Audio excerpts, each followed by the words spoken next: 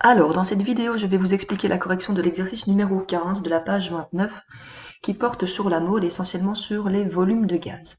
Alors, pour rappel, si nous travaillons avec des quantités de matière et des volumes de gaz, nous allons travailler avec cette partie-ci de notre schéma bilan, c'est-à-dire que l'on va passer par exemple de la quantité de matière vers les volumes en multipliant par le volume molaire, ou alors on va passer du volume de gaz vers la quantité de matière en divisant par le volume molaire.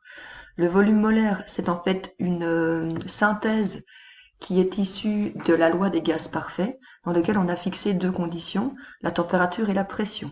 Dans le cas où on est en condition normale de température et de pression, le volume d'une mole de gaz est de 22,4 litres, donc le Vm est de 22,4 litres par mole. Si on est dans les conditions standards de température et de pression, on est sur un volume de 24,5 litres pour une mole de n'importe quel gaz.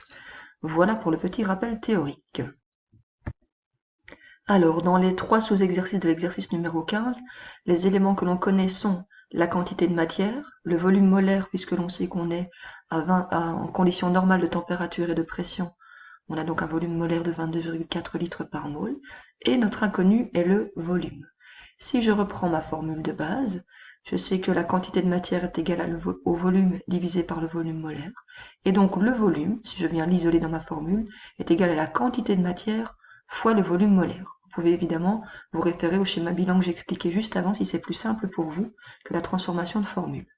Dès lors, dans cette situation-ci, le volume est égal à 15 moles fois 22,4, ce qui nous amène à un volume de 336 litres.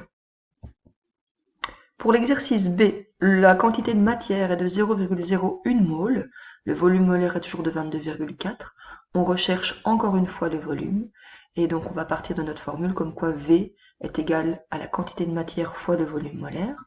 On arrive donc à la résolution suivante, le volume est égal à 0,01 mol fois 22,4 litres, ce qui nous amène à un volume de 0,224 litres, ou 2,24 fois 10 exposant moins 2 litres si je l'exprime en écriture scientifique. Et finalement, pour l'exercice C, j'ai une quantité de matière qui vaut 2 moles, le volume molaire toujours 22,4 litres. Je recherche encore une fois le volume. Je vais appliquer la formule V est égale à la quantité de matière, fois le volume molaire. J'arrive donc à faire 2 fois 22,4, ce qui m'amène à un volume final de 44,8 litres.